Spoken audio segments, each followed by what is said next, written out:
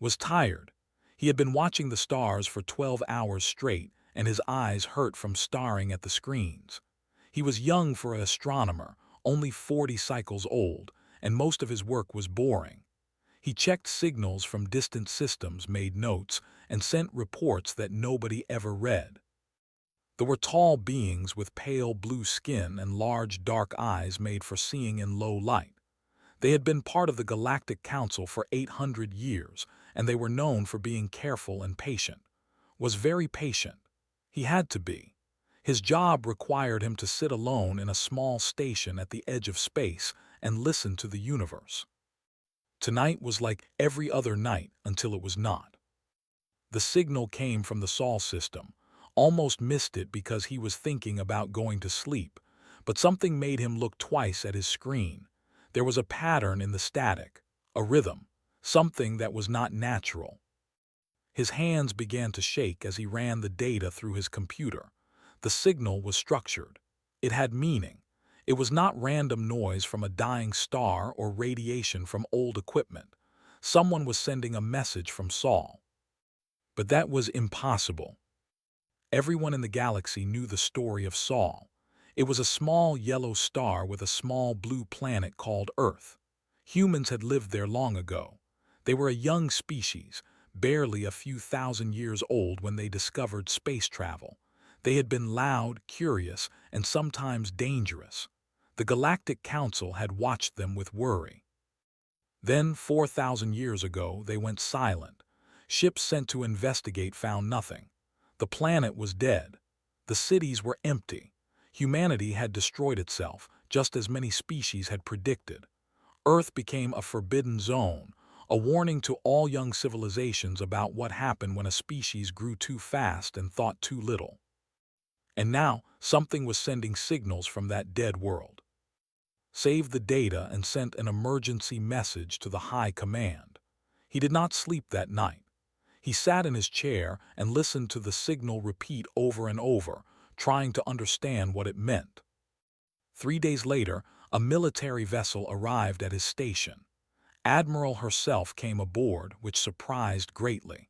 Was one of the most important military leaders in the fleet. She was old, nearly 200 cycles, and she had fought in many battles against the Dominion. They were the enemy of everyone. They were a species of conquerors who believed the galaxy belonged to them. For 300 years they had been at war with the Council. Millions had died. Entire planets had been burned. The Council was losing, slowly but surely, and everyone knew it. Listened to the signal in silence. Her face showed nothing, but could see her hands tighten on the armrests of her chair. "You are certain this comes from Sol?" she asked. "Yes, Admiral, I have checked many times. The source is Earth itself."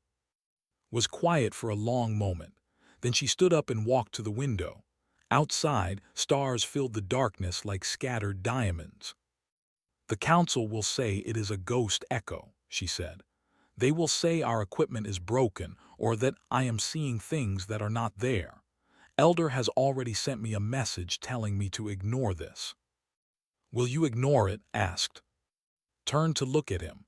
Her eyes were sharp and bright despite her age. "No," she said, "I will not. Something is alive in that system and I need to know what it is. Perhaps it will help us win this war. Perhaps it will make things worse. But I will not sit here and wonder." She ordered a scout ship to travel to Sol. It was a small vessel with a crew of only 12. They were told to observe and report, nothing more. The journey would take 2 weeks through hyperspace. Was not allowed to go. He returned to his boring work, checking signals and making reports. But every night he thought about Earth and wondered what the scout ship would find. The answer came 18 days later. The scout ship arrived at Sol and found Earth exactly where it had always been. A small blue and green planet circling a yellow star. From space, it looked peaceful and beautiful. The captain, an experienced officer named Saren, ordered her crew to scan the planet. What they found made no sense. The surface showed signs of life, forests and oceans and clean air, but there were no cities, no roads, no signs of civilization at all.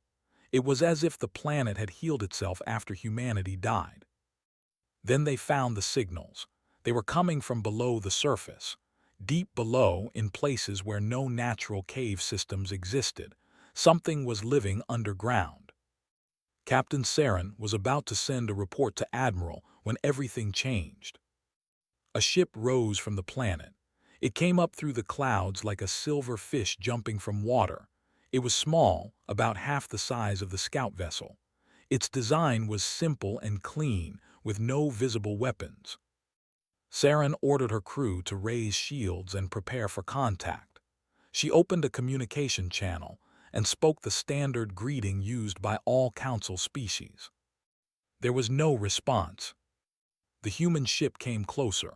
Saren felt her heart beating fast. She had read stories about humans, about their wars and their violence. She expected weapons to fire at any moment. Instead, something else happened. A pulse of energy came from the human ship. It was not a weapon, not exactly. It moved through the vessel like a wave through water. Every system on the ship went dark. Engines stopped. Lights died. Screens went black. The crew floated in darkness and silence. Then slowly the emergency lights came on. The ship was not damaged. The crew was not hurt, but nothing worked. They were completely helpless. Saren tried to stay calm. She ordered her crew to their stations and began working on repairs. But deep inside, she felt something she had not felt in many years of military service. She felt afraid. Because the human ship had disabled them without effort. It had not even tried to communicate first. It had simply reached out and turned off their power like someone blowing out a candle. And now it was waiting. For 3 hours, nothing happened. The crew worked in near darkness, trying to restore power. Saren kept watching the human vessel through the emergency viewport. It hung in space like a patient hunter. Then the lights came back on. All systems restored at once as if nothing had happened. On her communication screen, a single message appeared. It was in the language, written perfectly. "We apologize for the demonstration. It was necessary to show you that we mean you no harm. If we wanted to destroy you, you would already be gone. Please remain calm. Commander will board your vessel shortly. She wishes to speak with you about the war." Captain Saren read the message 3 times. Her hands were shaking. Humans were supposed to be dead. Earth was supposed to be a graveyard. But here was proof that everything the galaxy believed was wrong. Humanity had not destroyed itself. They had hidden. They had waited. And now, after 4,000 years of silence, they were ready to return. Saren did not know if this was the best news the galaxy had ever received or the beginning of something terrible. She only knew that everything was about to change. She ordered her crew to prepare for visitors. Outside the viewport, a small shuttle left the human ship and began moving toward them. Inside that shuttle was Commander, a woman who carried the weight of her entire species on her shoulders. The long silence was over. Commander checked her uniform one last time before entering the shuttle. It was simple and gray, with no medals or decorations. She did not believe in showing off. Behind her, tactical officer and engineer took their seats. "Are you nervous?" asked. He was a tall man with short black hair and calm eyes. He had been S's friend for 20 years and he knew her better than almost anyone. "No," said. "I have been waiting for this moment my entire life. My mother waited. Her mother waited. We have been preparing for this day for generations." The look scared, said. She was younger than the others, only 32 years old, with quick hands and a sharp mind. She was the best engineer on the ship, maybe the best on Earth. "I watched their faces when we disabled their vessel. They thought we were going to kill them." "That is why we must be careful," said. "The galaxy remembers the old humans, the ones who fought wars and built weapons. They do not know who we are now. We must show them." The shuttle left and crossed the space between the 2 vessels, looked out the window at the ship. It was a good design, strong and practical, but she could see 100 ways to make it better. 4,000 years of hidden development had given humanity knowledge that the galaxy could not imagine. The captain was waiting for them at the airlock. She was a tall woman with pale blue skin and dark eyes that showed both fear and curiosity. Her name was Saren, according to the ship's communication logs. "I am commander of the vessel," said. Her voice was soft but clear. "I apologize for disabling your ship. It was necessary to prevent any misunderstanding." "Misunderstanding," Saren said. Her voice was tight with controlled anger. "You attacked us without warning." "We did not attack. We demonstrated. If we had attacked, your ship would be dust and your crew would be dead. We do not want that. We never wanted that." Saren stared at her for a long moment. Then she stepped aside and gestured toward the interior of the ship. "Come, we will talk in my ready room." They walked through the vessel in silence. The crew watched them with wide eyes. Some reached for weapons that were not there. Others simply stared as if they were seeing ghosts. In a way, they were. Saren's ready room was small and simple. She sat behind her desk and pointed at chairs for the humans, sat down calmly, stood behind her watching everything, stayed by the door. "Humans are supposed to be extinct," Saren said. "For 4,000 years the galaxy has believed that Earth was dead. Explain." Folded her hands in her lap. "We wanted you to believe that. It was the only way to survive." "Survive what?" "Ourselves and the galaxy." Saren leaned forward. "Speak clearly. I do not have patience for riddles." Nodded. She had practiced this explanation many times, but it still felt strange to say it out loud to someone who was not human. 4,000 years ago, humanity was young and foolish. We had discovered space travel and we thought we were ready to join the galactic community. But we were not. We were violent, divided, and afraid. We fought wars with each other over small things. We destroyed our own planet with pollution and greed. When we looked at the stars, we saw conquest, not cooperation. She paused, remembering the old history she had studied as a child. The wars, the suffering, the endless cycle of destruction. Our leaders saw what was coming. They looked at the galaxy and saw species that had existed for millions of years. They saw the Dominion rising in power. They saw that humanity would either be conquered or would try to conquer others. Either way, we would be destroyed. "So you faked your own extinction," Saren said. There was disbelief in her voice, but also something like respect. "Yes, we built cities deep beneath the Earth's surface. We moved our entire population underground over 3 generations. Then we made the surface look dead. We let the forests grow back. We cleaned the air and water. From space, Earth looked like a planet recovering from disaster. No one looked closer because no one cared about a dead world. And you stayed hidden for 4,000 years." "We did. We had no choice. We were not ready." Saren shook her head slowly. 4,000 years. Entire species have risen and fallen in that time. How did you not go mad from waiting?" Smiled slightly. It was a gentle expression that made her look younger. "We had purpose. We knew that someday the galaxy would need us, so we prepared. We united our people. We ended war and hunger and disease among ourselves. We developed technology that would let us help others without becoming conquerors." "The pulse that disabled my ship," Saren said. "What was that?" "We call it the quiet field. It stops all electronic and electrical activity in a controlled area. It does not destroy anything. It simply makes machines sleep. We designed it to end fights without killing. A weapon that does not kill."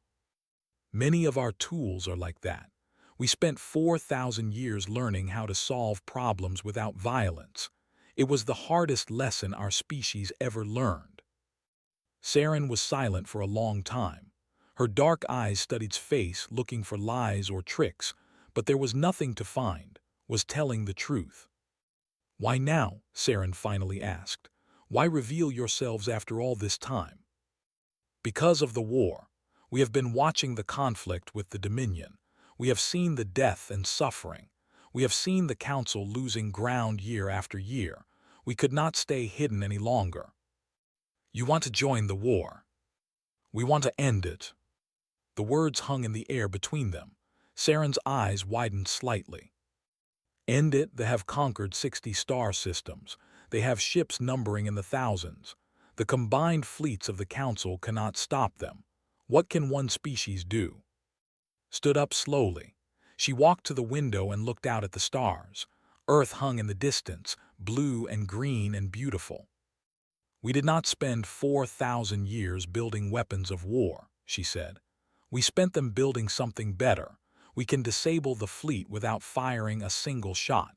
We can protect worlds without destroying others. We can end this conflict not with victory but with peace. Peace with thee is impossible. They do not negotiate. They have never had a reason to negotiate.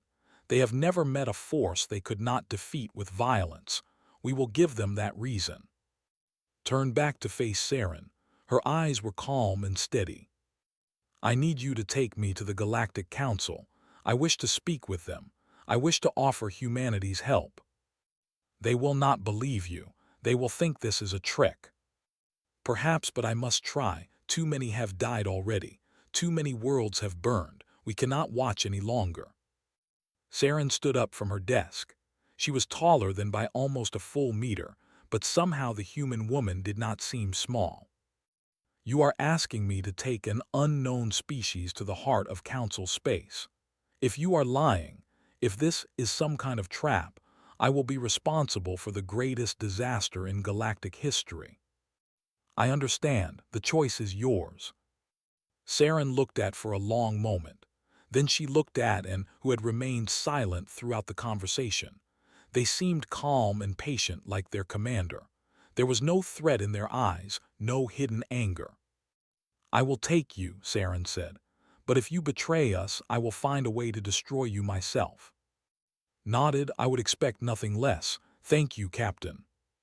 As they prepared to leave, leaned close to and whispered, They have detected us. Their scouts are already moving towards Saul. Did not seem surprised. Then we must hurry. The war is coming to us whether we are ready or not. They returned to thee and set course for Council space. Behind them, Earth grew smaller and smaller until it was just another star in the darkness. After 4,000 years of silence, humanity was finally going home to the galaxy. Only hoped they were not too late. The Council spire rose from the surface of Prime like a needle made of crystal and light. It was the tallest building on the planet, visible from orbit, a symbol of unity among the 12 species that had come together to govern the galaxy. Today, it felt more like a cage. Stood before the great doors of the Council chamber. She wore the same simple gray uniform she always wore. No medals, no decorations, just a human being standing alone before the most powerful beings in known space. And waited outside, only had been permitted to enter. The doors opened and she walked in. The chamber was enormous, designed to make visitors feel small. 12 elevated platforms surrounded a central speaking area, each one holding representatives from a different species. The sat to the left, tall and blue-skinned. The were on the right, their ancient faces covered in wrinkles and wisdom. The hegemony occupied the highest platform, their reptilian bodies covered in dark green scales. And everywhere, eyes watched with suspicion, fear, and wonder. Elder of the spoke first. His voice was deep and slow, like stones grinding together. You should not be here. Humans are extinct. This is some kind of trick or deception. I am standing before you, said. Her voice was clear and calm. That is proof enough that my species survived. Proof of survival is not proof of good intentions, said the hegemony representative. He was large, even for his species, with yellow eyes that never seemed to blink. Humans were always considered dangerous. You fought wars among yourselves. You nearly destroyed your own planet. The Council decided long ago that humanity was a threat to galactic peace. That was 4,000 years ago, said. We are not the same people we were. Species do not change, said. They only learn to hide their true nature. Admiral stood up from the platform. I brought her here because she claims she can help us win the war against the. Perhaps we should listen before we judge. Listen to what? Demanded. Lies, manipulation. Humans were masters of deception even in their primitive years. Now they have had 4,000 years to perfect their tricks. Let them argue for a moment. She had expected this. She had been prepared for anger and distrust. But she also saw something else in their eyes, something they were trying to hide. Desperation. The war with the was going badly. Everyone knew it. The council fleets were stretched thin. Resources were running low. Every month another system fell. The representatives in this room were watching their civilization slowly die, and they had no idea how to stop it. When the arguing stopped, spoke again. I did not come here to defend humanity's past. Our ancestors made mistakes. They were violent and selfish and afraid. They nearly destroyed themselves and everything they loved. I will not pretend otherwise. The chamber was quiet now, every eye focused on her. But that was before the silence, before we went underground and learned to be better. For 4,000 years we lived in darkness. We had no sun, no sky, no open spaces. We had only each other. And slowly, generation by generation, we changed. She paused, remembering the stories her grandmother had told her. The early years had been the hardest. People had fought and died in those underground cities. Old hatreds had taken decades to fade. But eventually, humanity had learned to work together. They had no choice. In the darkness beneath the earth, cooperation was the only way to survive. We ended our wars, continued. Not by force, but by understanding. We ended hunger and poverty and disease. We built a society where every person had value, where no one was left behind. We developed technology not to conquer, but to heal and protect. Pretty words, said, but words are easy. What proof do you offer? You want proof, met his yellow eyes without flinching. Captain Saren's ship was disabled by our technology. We could have destroyed it in an instant. We chose not to. We could have come to the galaxy with weapons of war, demanding power and territory. We chose not to. We could have conquered your weakened civilizations while you were busy fighting the. We chose not to. She took a step forward, and her voice grew stronger. For 4,000 years we watched the galaxy. We saw you form this council. We saw you build alliances and create peace. We were proud of you. We wanted to join you, but we knew we were not ready. We knew that if we returned too soon with our old fears and hatred still alive, we would ruin everything. So you waited, Admiral said softly. We waited. We waited until we were certain that we could help without causing harm. We waited until the galaxy needed us. And now, finally, we are here. The council chamber was completely silent. Even had stopped his suspicious glaring. For a moment, something like hope flickered in the eyes of the representatives. Then spoke again. You say you can end the war. How? They are too powerful. Their fleets are too large. Even if your technology is as advanced as you claim, you are one species against an empire. They are not invincible, said. They are powerful because they have never faced true resistance. They conquer through fear and violence because those are the only tools they understand. We will show them something different. What? Mercy. The word hung in the air like a challenge. Actually laughed, a harsh barking sound. Mercy, they have destroyed entire planets. They have killed billions. And you think mercy will stop them? Mercy backed by strength, said. We will not fight them with weapons of destruction. We will fight them with weapons of peace. We will disable their fleets without killing their crews. We will protect worlds without burning others. And when they finally understand that violence will not work against us, they will have no choice but to talk. And if they refuse to talk, if they choose death before surrender. His eyes grew sad. Then they will be the ones who chose destruction, not us. But I do not think it will come to that. Even the want to survive.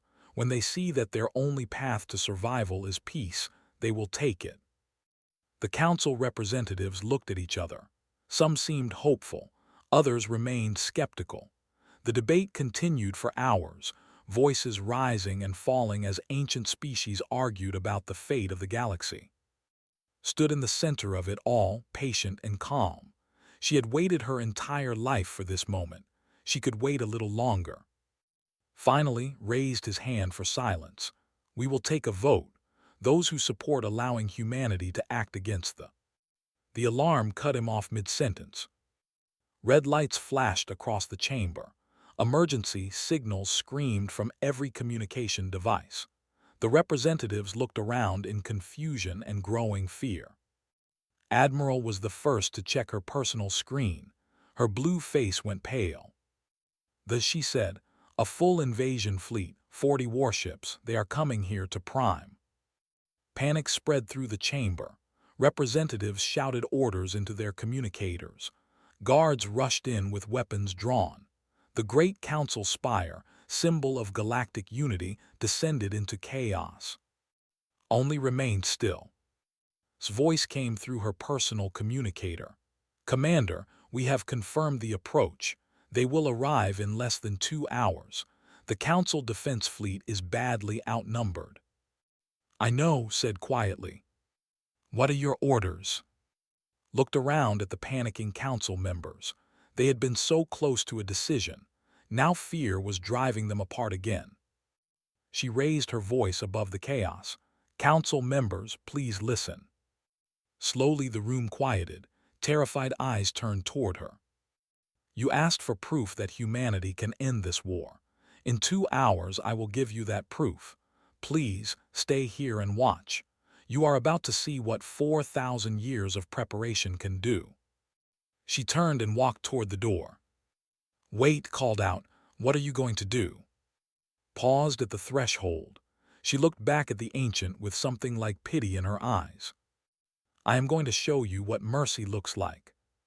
Then she was gone, walking quickly toward the landing bay where they waited. Behind her, the Council of 12 species stood in silence, wondering if they had just witnessed the beginning of salvation or the end of everything. The war had come to their doorstep, and humanity was finally ready to face it. The fleet dropped out of hyperspace like a storm of metal and fire. 40 warships, each one bristling with weapons. They formed a wall of destruction across the sky of Prime, blocking out the stars. In the council spire, the representatives watched through massive. Some prayed to gods they had not believed in for centuries. Others simply stared in horror at the approaching death. The council defense fleet was pathetic in comparison. 12 ships, most of them old and damaged from previous battles. They formed a thin line between thee and the planet, knowing they could not win but refusing to run. Admiral stood on the bridge of her flagship, Her crew worked in tense silence, preparing weapons that would not be enough. "All ships, this is Admiral, hold formation. Protect the planet as long as possible. It has been an honor to serve with you." The communications crackled with responses. Fear and courage mixed together in the voices of her captains. They all knew they were about to die. Then something happened. At the edge of the system, space itself seemed to bend. A new ship emerged from hyperspace, and every sensor in the fleet went crazy trying to understand what they were seeing. It was the size of a small moon, a sphere of perfect silver metal that reflected the light of Prime's sun like a mirror. It moved in complete silence, gliding through space with impossible grace. They had arrived. On the bridge of the massive vessel, Captain stood watching the fleet through the main. He was 63 years old, with gray hair and a weathered face. He had been preparing for this moment for 40 years. "All systems ready?" he asked. "Yes, Captain," his first officer replied. She was young, barely 30, but she had trained for this her entire life. "The quiet field generators are at full power. We can cover the entire fleet." Good sat down in his command chair. His voice was calm, almost gentle. "Open a channel to Commander." face appeared on a small screen beside him. She was aboard the, positioned safely behind the Council defense line. "Captain, it is good to see you." "And you, Commander, I received your signal. Are you certain about this approach?" "Yes, we must show them who we are. Not conquerors, not destroyers, something they have never seen before." Nodded slowly. He understood. They all understood. This moment would define humanity's return to the galaxy. They had to get it right. "Is ready to proceed on your command." "Then proceed, Captain, and may our ancestors guide us." The channel closed, looked out at the fleet. They had noticed the now. He could see their ships turning, their weapons charging. They had never seen anything like his vessel before, and fear was making them aggressive. "Enemy ships are targeting us," his first officer reported. "They will fire in 30 seconds. "Let them fire," said. "It will not matter." They opened fire with everything they had. Plasma beams and missile swarms crossed the distance between the fleets in seconds, enough firepower to destroy a planet. None of it touched the ship's shields were not like anything the galaxy had seen. They did not block the attacks. They simply redirected them, bending the energy around the hull like water around a stone. The weapons curved away into empty space, striking nothing. In the Council spire, the representatives gasped in disbelief. "That is impossible," whispered. "No shield technology can do that." Admiral said nothing. She just stared at them with wide eyes. Watched the failed attack without expression. They have had their chance. Activate the quiet field. The great ship began to hum. Deep inside its hull, generators that had taken a century to build came to life. Energy rippled outward from like a wave on still water. And the fleet stopped. Every ship, every weapon, every engine fell silent at the same moment. The massive warships hung motionless in space, their lights going dark, their systems dying. 40 vessels with crews numbering in the tens of thousands, rendered completely helpless in a single instant. The battle was over before it had begun. On the flagship, Commander stared at his dead control panel in shock. Around him, his crew scrambled in darkness, trying to understand what had happened. Emergency lights flickered on weakly, but everything else remained dead. "Report," demanded. "What happened to our systems?" "Unknown, Commander. All power systems are offline. Engines, weapons, life support, everything is dead." "That is impossible. Our ships are protected against energy attacks." "This was not an attack, Commander. Our ships are undamaged. They are simply off." Felt something he had not felt in decades of conquest. Fear, true fear. They had crushed countless enemies. They had destroyed civilizations and burned worlds. Nothing had ever stopped them like this. And now they floated helplessly in the dark, while an unknown enemy held their lives in its hands. A new signal appeared on the emergency communication system. A voice, speaking perfect language. "Commander, my name is Captain of the human vessel. Please do not be afraid. Your crew is safe. Your ships are undamaged. We have simply stopped your ability to fight." Found his voice. "What do you want?" "I want to talk. I want to offer you a choice that no one has ever offered you before. Do not negotiate. We conquer or we die. Those are not your only options. Not anymore." His voice was calm and patient, like a teacher speaking to a frightened child. "For centuries, you have conquered through violence because violence was all you knew. You never faced an enemy you could not destroy. But now you have. You cannot destroy us. You cannot even fight us. Violence will not work here." "Then we will die. Do not surrender." "I am not asking you to surrender. I am asking you to live, to change, to become something more than conquerors." Laughed bitterly. "Change, we are conquest is who we are." "Is it? Or is it simply what you have always been taught? I wonder, Commander, have you ever asked yourself if there might be another way?" Silence filled the dead bridge. Had never considered such questions. They were dangerous thoughts, the kind that got soldiers killed. But now, floating helplessly in the darkness, he found himself thinking them anyway. "What would you have us do?" he asked finally. "Go home. Tell your leaders what happened here. Tell them that humanity has returned and we do not want war. We want peace. We want to help build a galaxy where all species can thrive, including the—" They will not believe me. They will think I am a coward or a traitor. Perhaps, but they will also know that you are alive, that your entire fleet is alive, that we had the power to destroy you and chose not to. That is not cowardice, Commander. That is mercy. And someday your people will understand what mercy means. The quiet field began to fade. Power slowly returned to the ships. Engines hummed back to life. Lights flickered on. The fleet was whole again, capable of fighting. But no one fired. Commander sat in his chair for a long moment, staring at nothing. His crew waited for orders. Attack, retreat, die with honor. Finally he spoke. "Set course for space, maximum speed." "Commander, we are retreating." "We are reporting. There is a difference." Looked out at the strange silver moon that had humiliated his entire fleet. "Our leaders need to know what happened here. They need to know about the humans." The fleet turned and disappeared into hyperspace. 40 warships that had come to conquer left as survivors, carrying a message of mercy back to their empire. In the council spire, the representatives watched in stunned silence. Then slowly, Admiral began to laugh.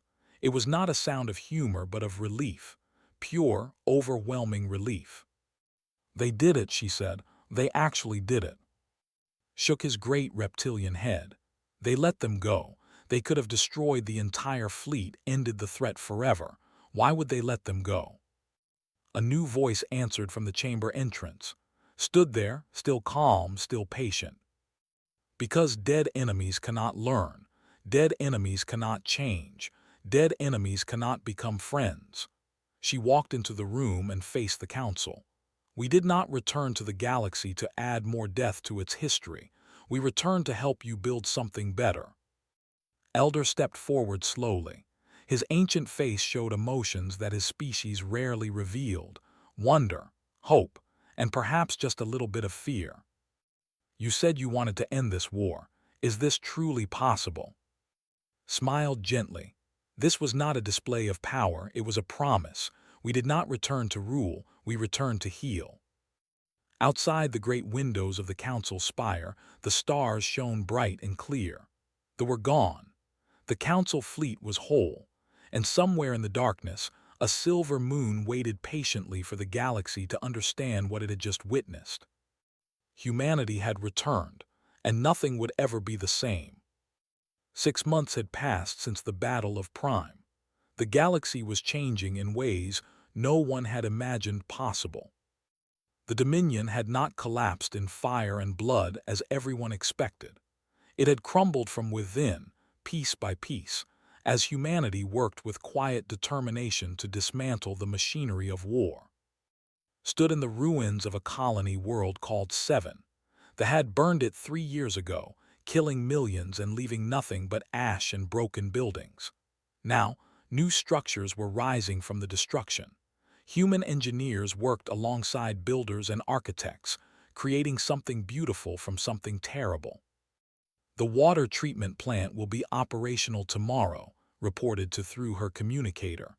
"The first crops can be planted next week. The survivors are starting to come back." "Good work. How is the local population responding?" "They are confused. They expected us to demand payment or loyalty.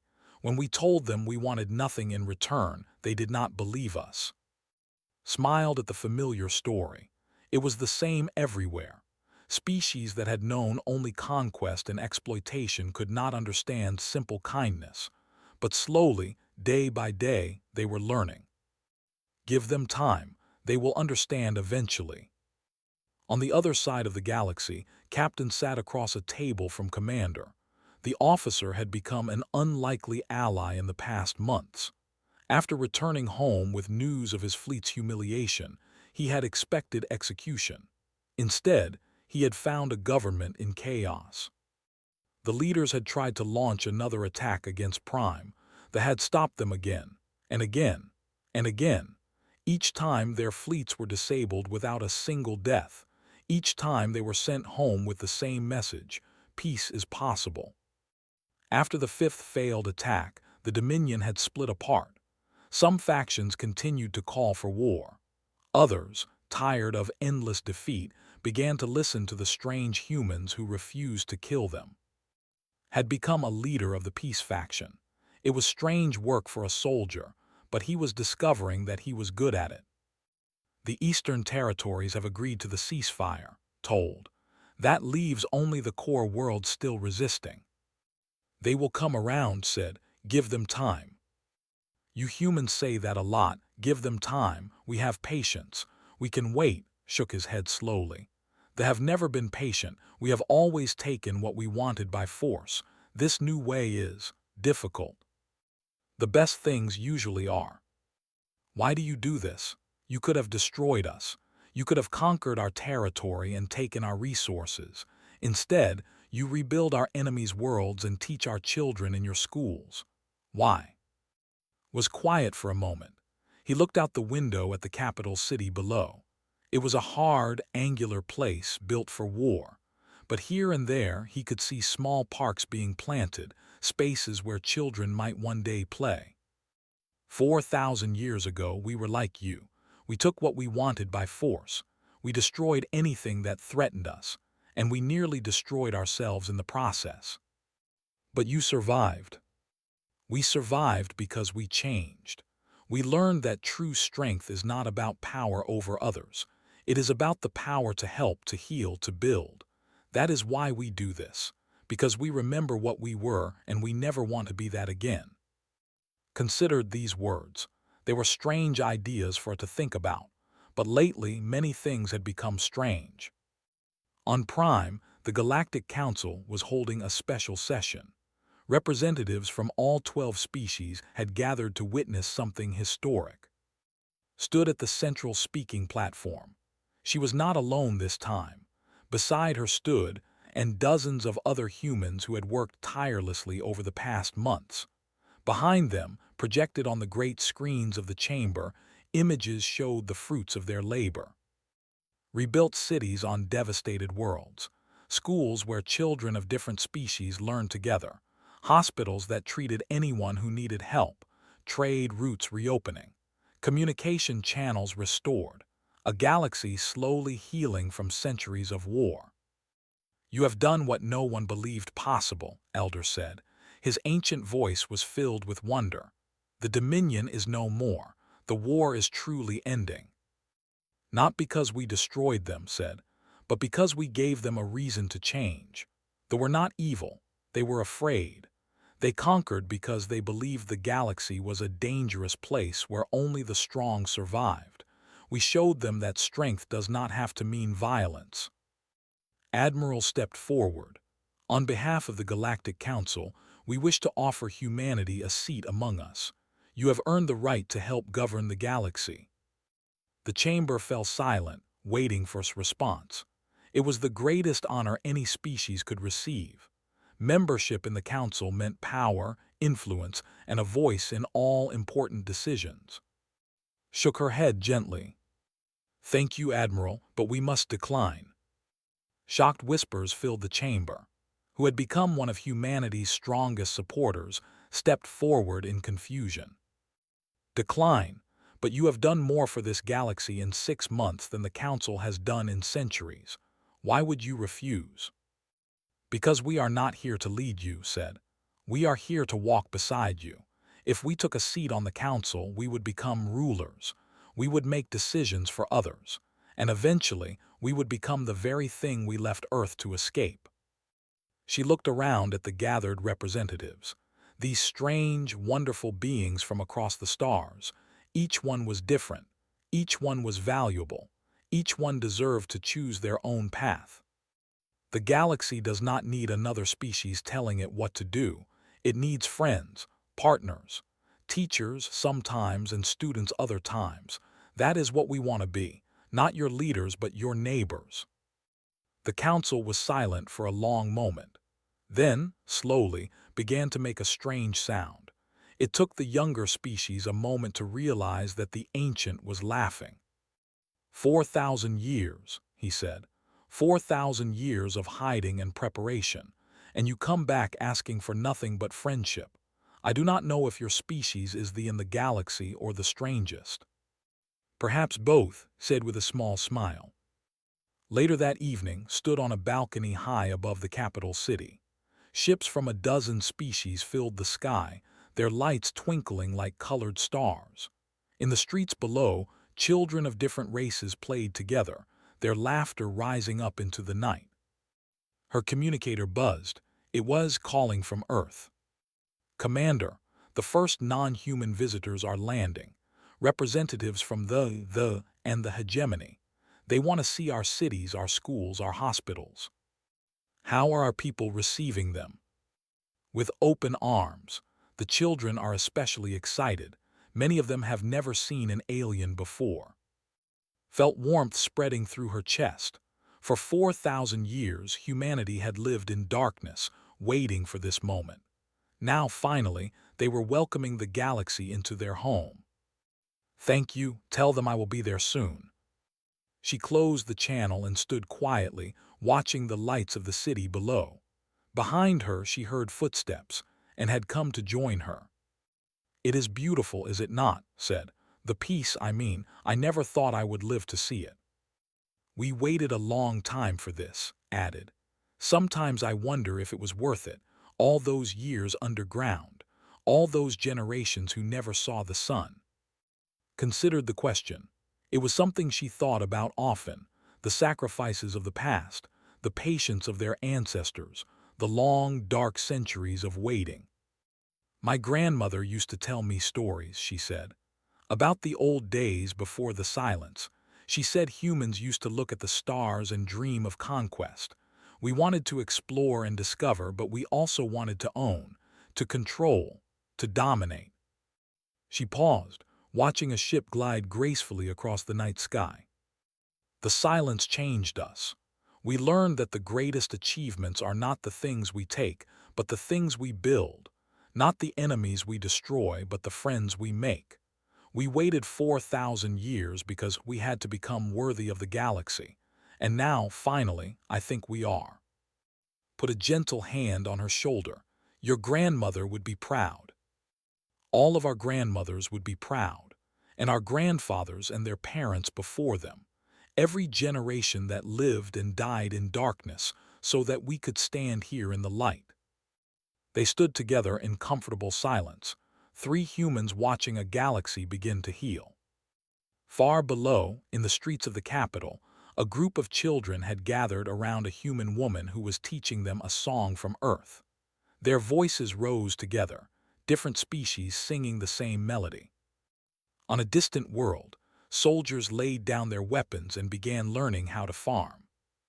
In the rebuilt cities of a dozen planets, hospitals treated the sick and schools taught the young.